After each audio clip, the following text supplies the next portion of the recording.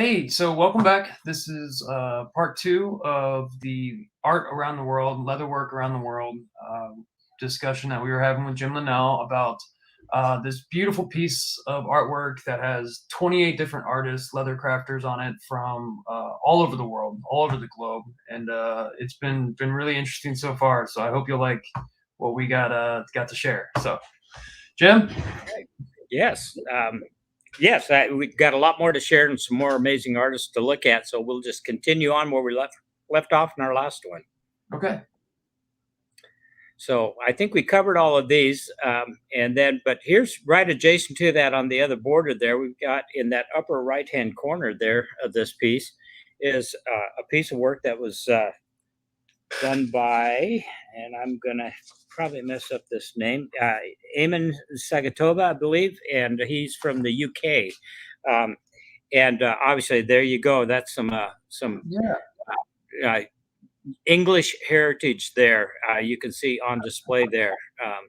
It worked into that both that little bit of ornamentation at the bottom, but also obviously a horseback there. It certainly again showing off his world there a little bit. And he actually said, so each one of these artists kind of did a little snippet of what was going through their mind when they were creating and why they did it. And he said that he loves Baroque ornamentation and scrolls and floral motifs.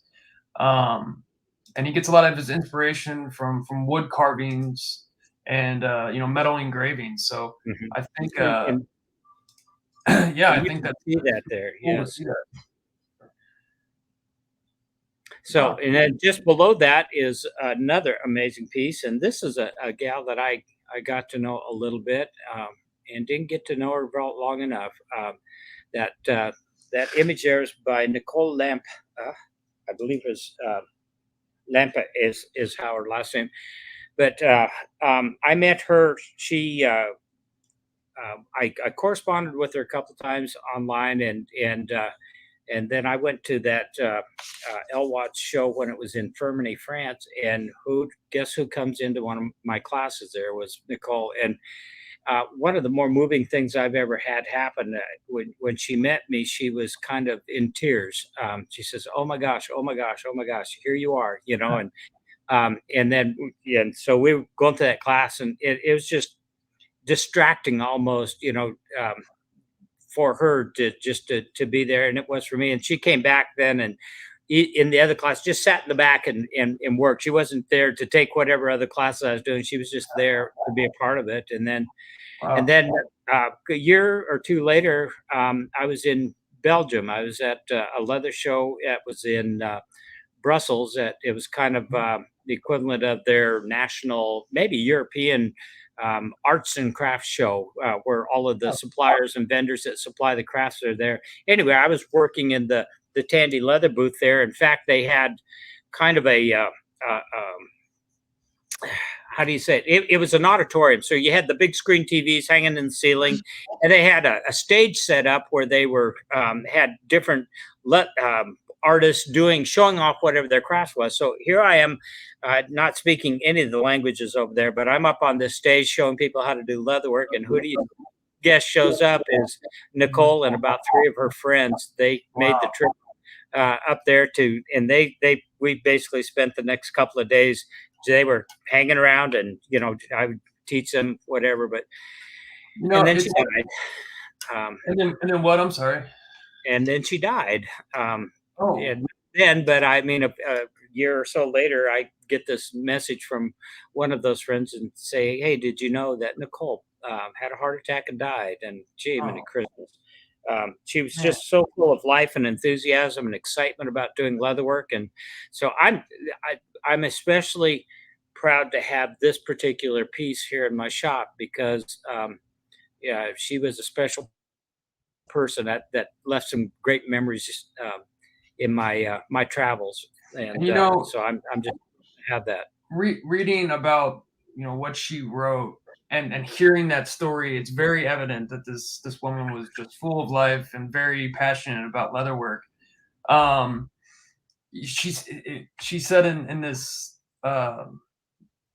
description, she goes, the chance for me to be part of this fantastic project was a chance that made me very nervous, but very excited. She said that she was just very flattered and it motivated her to practice more and more. And she said that her contribution was a new skill that she learned, which was embossing, and it had to be something that was Dutch. So she put a Dutch lady, and she just continually raves about how honored she is to do that, and that's got to make you feel real good when you have students come in that are just moved to be able to learn something from you, and are excited to be there and want to just get all the information they can. I don't do well getting put on a pedestal like that. She's was in the Netherlands, and there's which is where they have the Elwatch show now, is in the Netherlands, and I've not been to it there, but I know there's some really brilliant leather workers in that area. So, and then let's see, is it in the next photo or is it in this one? We have just below that. Yeah, it must be in the next photo. We have a dragon down there in the corner, and interesting the way that is done. And I'm gonna have to get your help there. Maybe I've got it here. I think that's Robert Radcliffe that did that, and I believe he's in the UK. Yes, he's in the UK, and I love the way in which this dragon was done. It's wonderful. The contrast, the colors. It's simple, but it's really well designed piece. And I really like it. It's just really well done. And that's one of the things I see in all of these pieces. They're all very crisp, very sharp. They all certainly brought their best skills to this to this piece. But and what he said was pretty cool. He said that for 30 years he taught science, and a lot of the time that his creative talent went into making interesting lessons for his students. And he said that this gave him a chance to kind of look at his work in a different view, and he said, just sometimes he had a twist in some unnatural positions to place a tool or a brush, and it was really a learning experience from him. And that I had to go look closely at that border stamp on there. That border that's around there. I'm not aware of any stamp like that, but I'm going to guess that that's a bookbinding stamp. It looks like the kind of border that would have been used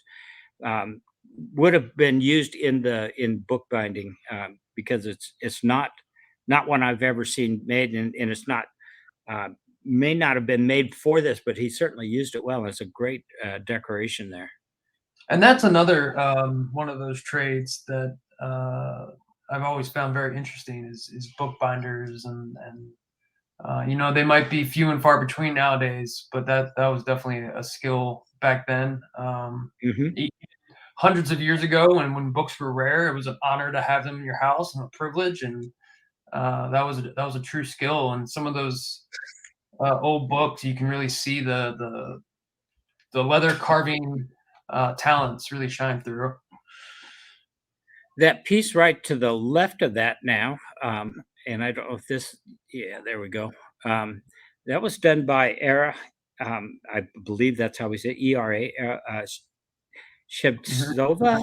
Anyway, she's in the UK now, but I believe she actually immigrated there. May have Russian roots.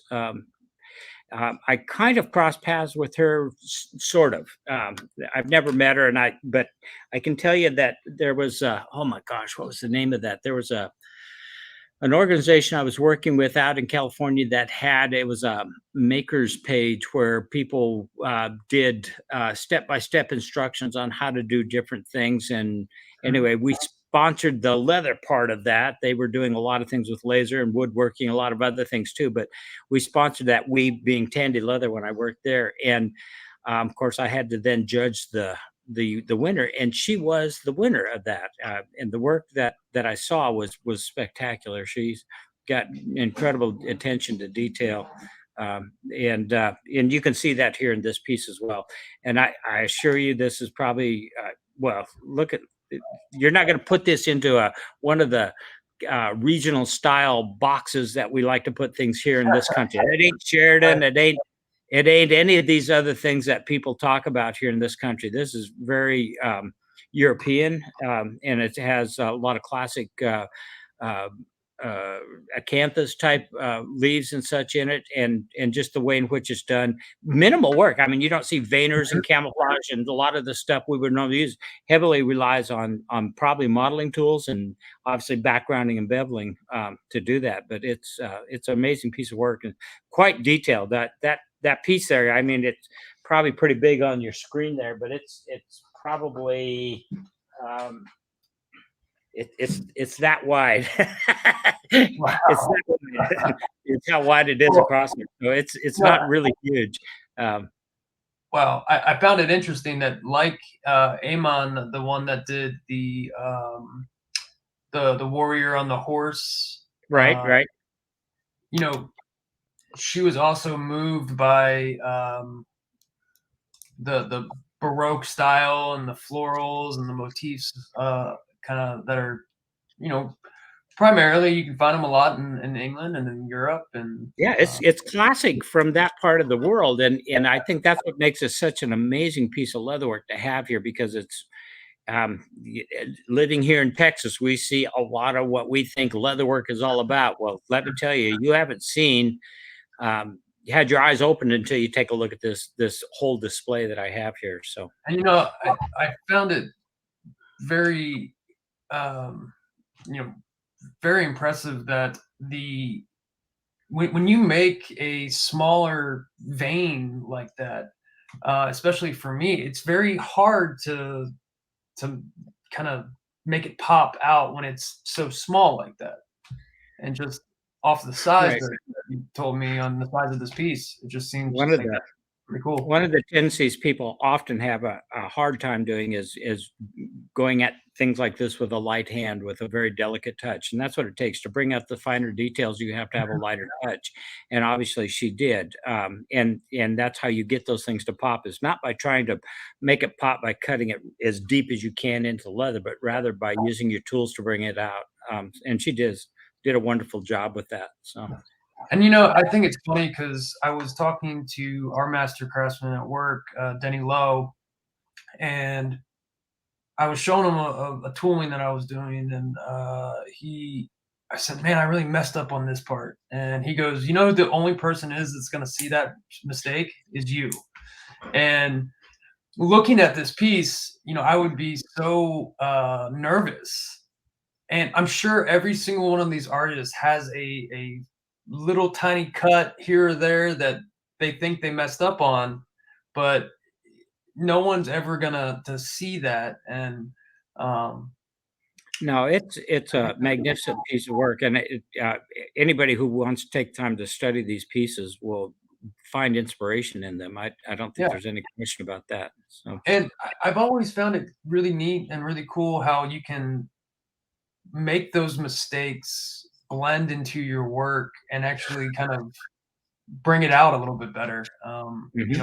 You always find ways to, I cut this wrong, or I cut this too deep. Maybe I can blend it in and kind of fix it that way. That's part of being a craftsman, is learning how to make things like that work out for you. Yeah. So let's move on from there. Going up? No. Well, I think we're moving over to the left. There we go. Got there a picture of a cardinal, and very brilliantly colored, and that was done by Consuelo Glemby. She's I think up in Chicago, if I remember right, or somewhere's up there. Des Moines. DeMott, Indiana. Okay. Anyway, I've seen her work. I've gotten to judge her work before. at the different leather guild shows. She's very active in the world of leather guilds. Although she wasn't at this last show that I remember now, but she talented lady.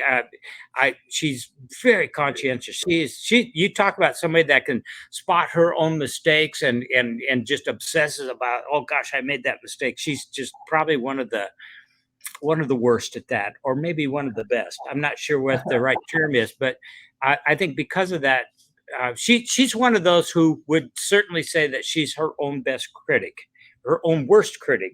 But I think that's a compliment, actually, because I think I have seen her work over the years improve steadily.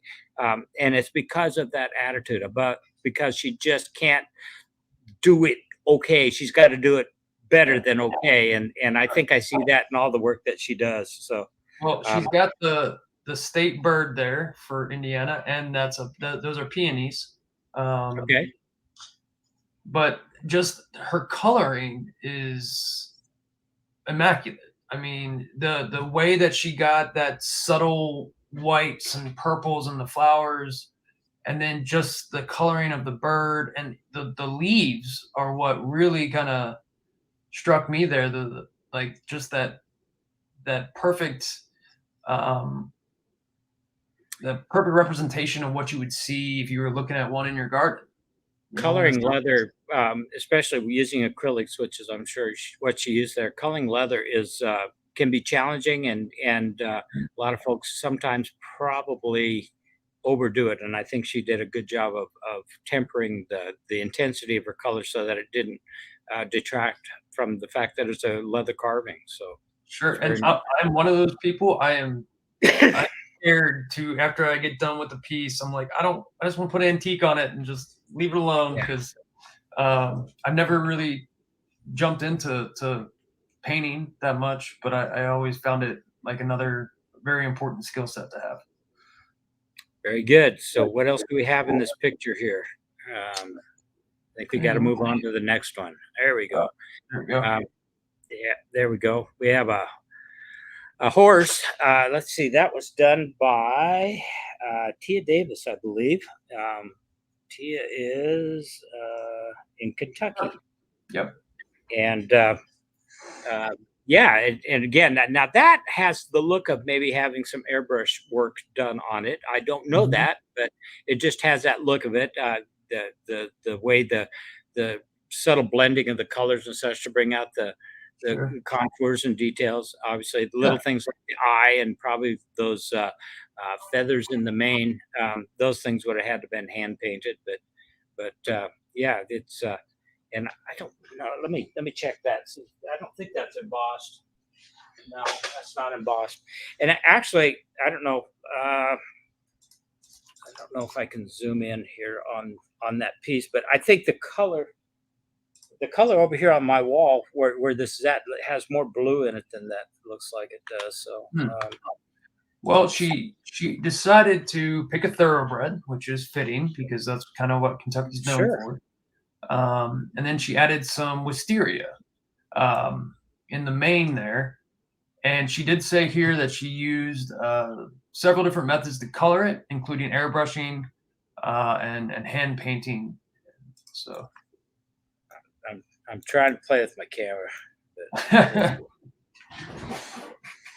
there we go. Oh, yeah, you can definitely see the blue from here. Yeah, you see the different color in that mane? Yeah, that really pops out. Huh. So anyway, that's cool. Show you how tech savvy I am here. There we go. There you go. Anyway, so moving on from there, what else is in that picture? That one down at the bottom. Yeah, but I think we got a better picture. That's part of a bigger one. There we go. That's a better one. That piece at the bottom, and we just showed that in a recent. That looks familiar.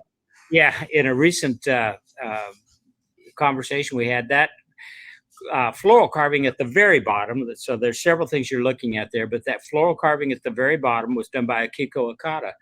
Akiko is just a master at the Sheridan style of leather carving. In fact, she came over here and studied with Clint Fay learning how to learning everything she could. She even has a lot of tools made by Don King and such that she does that work with. But she's certainly has her own style with it and Yeah. does just a fantastic job. And And the way it looks like she might have been one of the last ones to get a chance to work on this because she made her design work around the other designs. You see how she made it work around the corner of the sign there and then around the floral part there that you see and just stretched it across the bottom. So just and the brilliant. way she framed it, coming around like that, and it Yeah, just she, works, those curves that you see with that flower coming straight down to the curve of the leaf. That's pretty neat. And she said that she visited Sheridan for the first time in '97, and that's where she met Don King, Jim Jackson, and she saw all of their Sheridan style. And she said, she was very moved by it because that was the very style that she had been looking for. And she learned it from Don King and learned a little bit about the history of it, and she really certainly learned from yeah. the masters and then has applied her own skills to it. She is also an Al Stolman Award winner. So we're Mhm. looking at 3 or 4 on here that are Al Stolman Award winners that are on this piece. So it really is a magnificent piece. Right above that, or just kind of tucked into the middle of that design, is another carving. Let's see, that's from Terry Diveley. Yeah, and he is in out of Illinois. Okay, yep. And again, another wonderful use of acrylic paint there. Captured a hummingbird in flight there. Just really well done. It's really well done. And I also like, I don't know if it was done on purpose or accident or whatever, but the finishing that he did there with the vertical strikes in the background there almost gives it motion. I mean, it almost gives that whole piece some motion, Well, it gives it speed. Does that make sense? Like when you see a hummingbird and they're flapping their wings so fast, like they're just quick, and it gives it that like you said, that motion. And if it was something that I had done and my finish had streaked, I'd have told you all I did it on purpose, and I would have. I think he did this on purpose. So it's too consistently done. So it's really well done. I really like it. And there's a lot of detail there in the little feathers on the breast and everything. It's really very nicely done. So, and he said, this was a scene from his porch. He'd always like to watch the hummingbirds come up and feed and at lunchtime, and where he got his inspiration from. That's awesome. That's awesome. Okay, moving from there, we have, where do we go from there? We have a little hint of one that's coming up there on the left. That one, I think we actually have a bigger, well, we can zoom in on it right there. That's, or are you jumping ahead? There we go. Yeah. Anyway, there's another Australian. I bet folks have heard of this guy before too, Peter Main. And I don't, what does it say? It says on here that he was in Texas at the time. He still is. He's in down in the Houston area, and has been. But obviously, he's from Australia. You talk to him for about 2 seconds, you'll know that.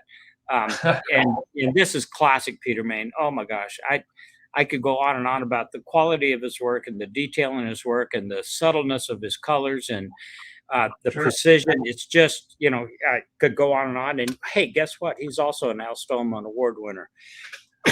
So and he said that this was a small section from a piece that he did in 2003, and he did this without the use of stamping tools. He just used a modeling tool. That would also be very classic Peter. He is really a master with that modeling tool and does some wonderful stuff. And he accomplishes a lot of depth, even though modeling tools don't always give you a lot of real perceived depth. He then brings that out with the use of color, his use of shadows. He used 4 different colors. That's it. for this piece, and 4 Yeah, different but in dyes. varying strengths and dilutions too. Yeah. It's brilliant. His wood grain textures. I mean, you can go on and on and on about. And that name, let me see if I can give you an idea what size he signed his name. It's oh my gosh, it's about the width of my thumb. Oh my gosh. The length of it is about the width of my thumb, so it's that small.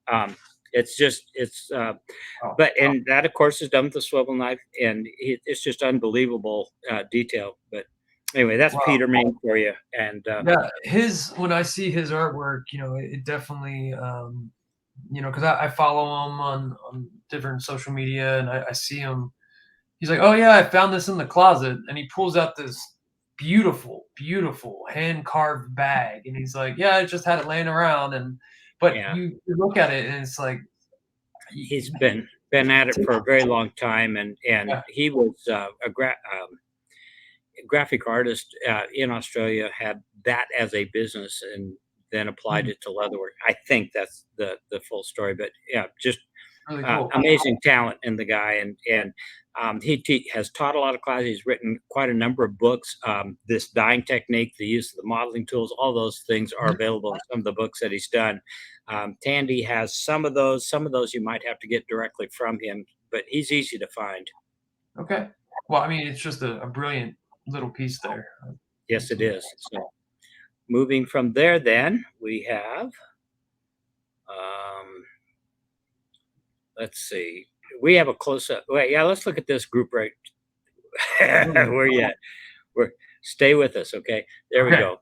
There's the next one right adjacent to it, and I took a separate photo of this one because, well, even with that, you're not going to see all the detail in it. This is a fellow by the name of Britt Nantz. He's also from here in Texas, and oh my gosh, he specializes. Well, he is an artist. He's a brilliant artist. He creates all of his own patterns and designs and so forth. But then he just does everything in minuscule detail. And again, you're seeing a horse and a rider there. Let me give you an idea how big that is. That horse and rider is it's that long. I mean, that long is how big the horse and rider is. That's from the nose of the horse to the tail of the horse. It's that size. So you can imagine then how small those flowers are, and how small those leaves are, and how little the background spaces are in between all of that. It's just it's an amazing piece of work. He's known for his detailed miniature carvings.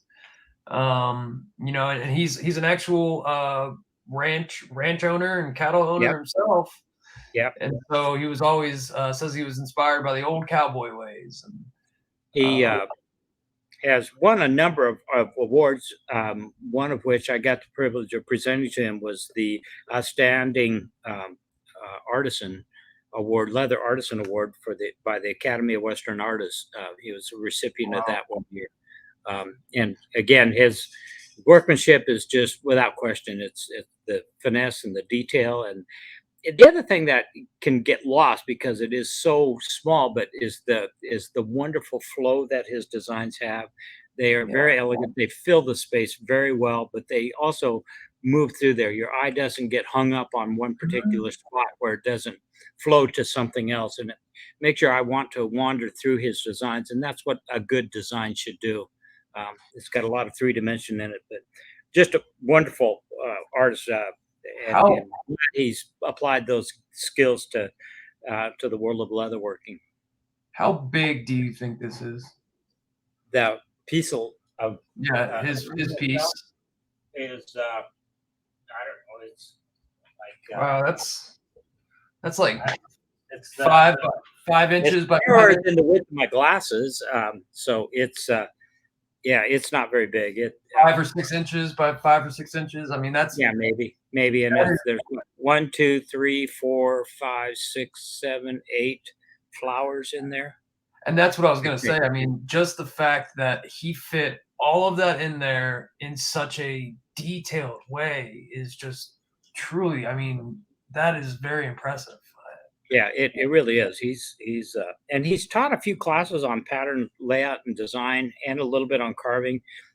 He's also got a family, and Mhm, like you said, he also has a ranch. So I think his time is just spread. But he's a workhorse. I mean, he's constantly mhm. busy, which is what it takes if you're going to be a rancher. You have to Sure. Yeah. be willing Cool. to work. That is So really cool.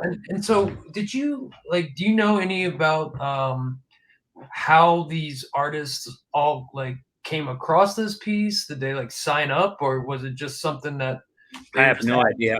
okay? I have no idea. This thing was circulating around well before I was ever aware of it, and so I really don't know how the different artists were selected. I don't know if Mhm. um, you know.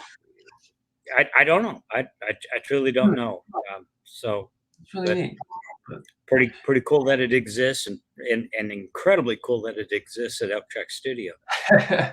well, and I just thought, I found it kind of fascinating that a guy um, a guy like him, who's about Britt, like he's a ranch owner and owns cattle, and he's got all this, and they sent him this piece to do a thing, and then you have somebody that's all the way over in Japan, and it's just Yeah, the diverseness of the group is I think really the cool. connection there is primarily social media. I think that's how, and I Sure. think this is one of the things we can be thankful for about the advent of social media and its introduction to the world of leatherworking is that it allows people from Japan and Europe and Australia to actually communicate and do things like this. I think Yeah.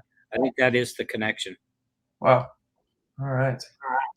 All right, so moving from there, kind of jumping around a little bit, but here's a nice section. There's actually three different artists here that you're looking at in this left-hand corner. Let's take that thing that looks like a concho just up above there. If you scroll it just a little bit, that piece of work right there is again embossed, and it probably doesn't show, but there's some lacing in there, and it's Oh, raised up, and then there's a piece of metal on. I think it's metal. Yeah, on top there. Anyway, this is done by Freddie Matara. Freddie is, oh my gosh, he is every bit as anal as anybody. Well, no, that's probably not the right way to say it, but he's very detail oriented. I'm anal. He's very detail oriented, and his work is amazing. Um, he sells a lot of wristbands yeah. and that kind of stuff, and everyone is just a work of art. I mean, and his attention to detail on Mhm. coloration, on finishing edges, in I mean, there's just not a flaw in them. And he sells his stuff goes. He's up in New York, I believe, and his the detail in his work is just phenomenal. Wow. It yeah, just the execution of his work, I guess, is what I Yeah. would say. Speaking of Uh, that, that Concho, he made it. He okay, said the stamp he used was custom made for him by Barry King. And then I don't even know what this is, but he used a fudge wheel to create more textures. And he was encouraged to do that by the late Elliot Hampton. Um, he used a mahogany die, and then he buck stitched the outer ring. hmm Um, I don't even know what a fudge wheel is. I'm Is not that, sure either. Um, but it that's that is a very just looking at that. You just kind of like the first question I asked myself was, how did he do that? Like, yeah, it's just so many it different looks like techniques. it's laying on top, but it's actually inverted. That outside outline of the thing is actually inverted. It's beveled interior of the outline, so that but the interior there, where you see that concho on the outside, Mhm. is that round area is embossed and raised out. So it's Yeah. really a great combination of skills there. So Wow. Really neat. moving on from there, we have to the left of that, again, a picture within a picture. Let's look at the Sheridan one in the middle there first. Right down, yeah, that one. The flower and the leaves there that run in a circular fashion, that was done by the late Skeeter Yasko. Skeeter up in Wyoming, he was oh gosh, he was everybody's friend on the internet. I think he also passed away and is no longer with us.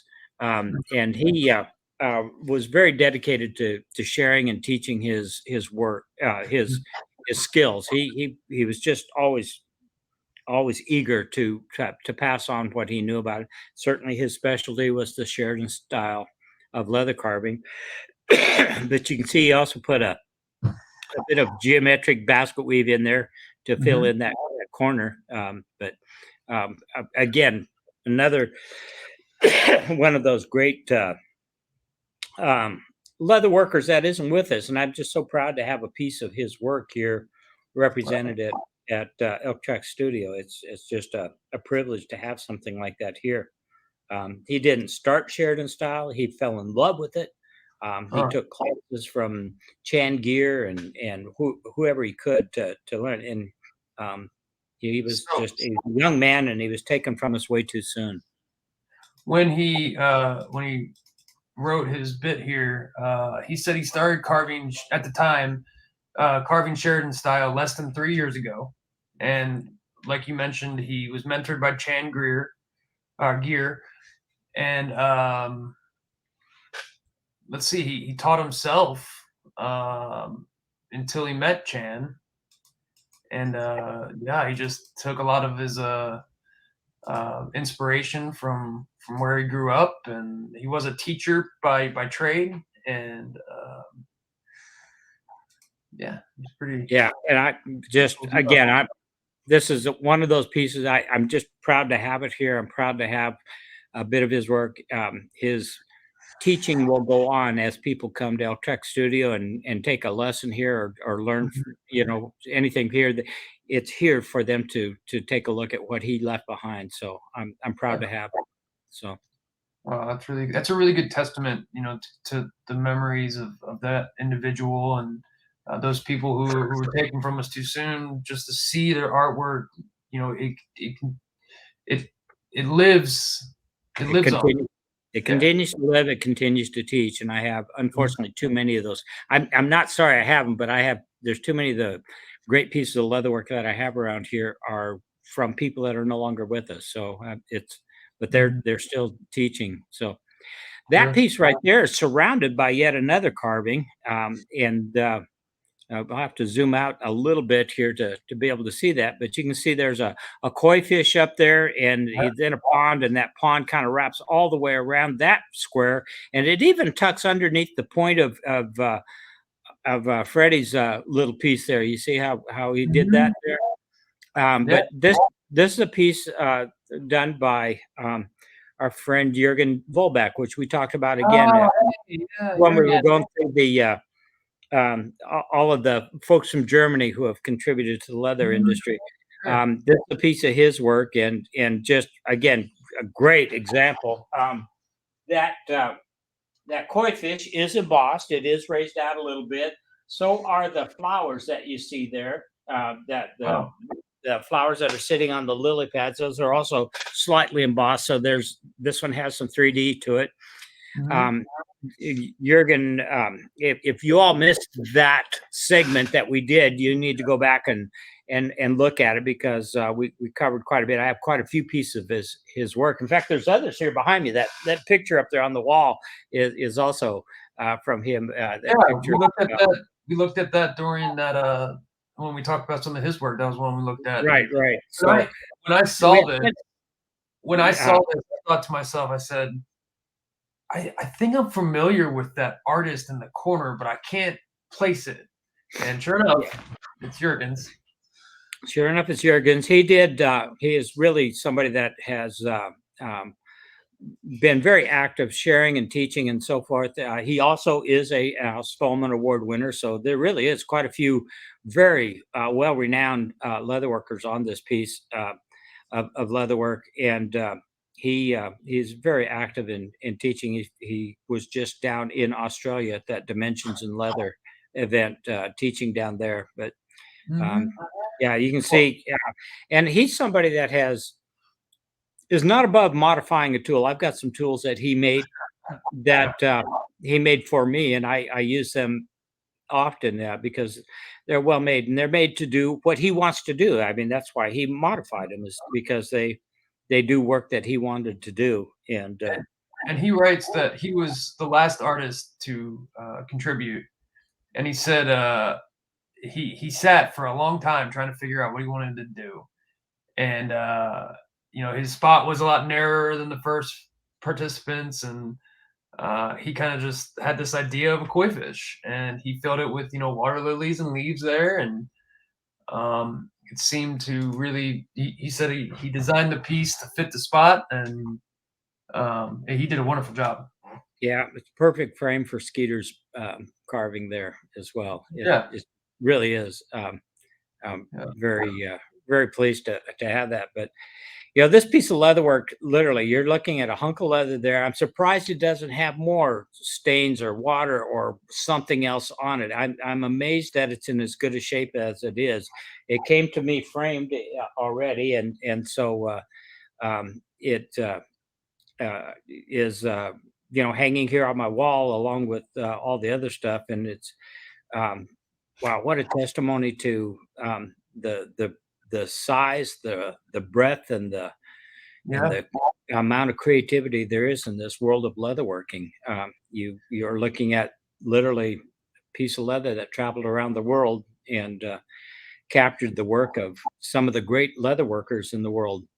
So yeah, and that it's so fascinating now that I know a little bit about it and a little bit more about it, just to really see what each artist is motivated by. You can see that kind of draws out from them their creative process, and really showcases those just raw talent that each one has. I think if people spend a lot of time just looking out on Facebook or wherever social media, we do see, especially if you're here in this country, um, you see a lot of the Sheridan type stuff, Sure. and it's certainly beautiful stuff, and a lot of people do their version of it. But when you have the ability to step back and look at something like this and see the incredible diversity and variety of leatherwork that's being done out there and it's every bit of it's equally amazing in its own right. It's really gives you a perspective of how big and how far-reaching this craft is. It's a privilege to be a part of it. Wow, that's a really incredible piece among the hundreds of other incredible pieces you have there, and I'm really glad that you got to share this with us. It's a true testament to how leatherwork can just break down any barriers, or in this case borders, and just continue to bring joy and inspire people, and that's really amazing thing. So Yes, it is. well, All Jim, right. I appreciate your time, and thank you so much, and thanks to Dan G for getting us through all the photos there, and kind of doing the behind the scenes producing part. But until next time, I'm excited to see what we're sharing next time. So I'm sure it'll be wonderful. But thank you so much for your time, and hope you all enjoyed it. Have a great night. Take care.